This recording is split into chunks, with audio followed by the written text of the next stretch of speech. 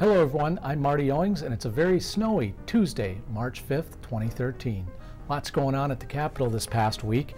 First of all, here's some highlights from the budget talks. The state got some good news last week as the budget forecast came in with projections showing that the expected deficit had been reduced by more than $450 million. This still leaves lawmakers having to contend with $627 million in deficit. However, the improved forecast has some legislators calling for Governor Dayton to revise his budget and tax plan. A halt to silica mining in Minnesota was introduced last week. The measure would halt any new frac sand mining until March 2014. Industry experts testified that the moratorium would hurt their business and curb job growth, but environmentalists and others would like to see a moratorium until more studies can be completed on the health effects of frac sand mining. Last week, lawmakers introduced a plan to allow same-sex marriage in Minnesota, which brought out supporters and opponents. One Republican representative, Glenn Gruenhagen, cited the Human Genome Map, saying, and I quote, "We're not talking about an immutable characteristic like the color of your skin," adding that there is, quote, "no gay gene."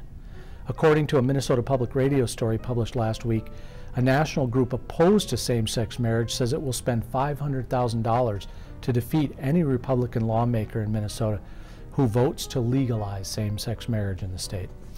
Representative Jim Davney, a Democrat from Minneapolis, introduced a bill that would add some teeth to the current anti-bullying laws in Minnesota. The current law, which is considered one of the weakest in the nation, would be strengthened by, among other things, requiring investigations into all formal bullying complaints. And it would also require school districts to work with students and parents on policies to prevent bullying. Several bills were introduced in the legislature that would require food manufacturers to label their products if they contain genetically engineered ingredients. The measure would require the phrase "produced with genetic engineering" on foods containing GE ingredients.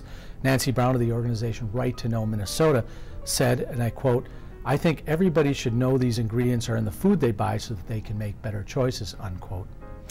Don't forget to follow us on Twitter at MNCapNews and on Facebook at Minnesota Capitol Conversations. If you send us a question, we'll ask it on the air and you'll be entered into a contest to win a Nexus 7 tablet. Don't forget to tune in every morning at 7:40 a.m. to KFAI 90.3 FM to hear a 10-minute take on all the events up here at the Capitol. That's 7:40 a.m. every Wednesday morning at KFAI. And check us out at mncapitalnews.com. For the Capitol Conversations crew, I'm Marty Owings. Have a great week.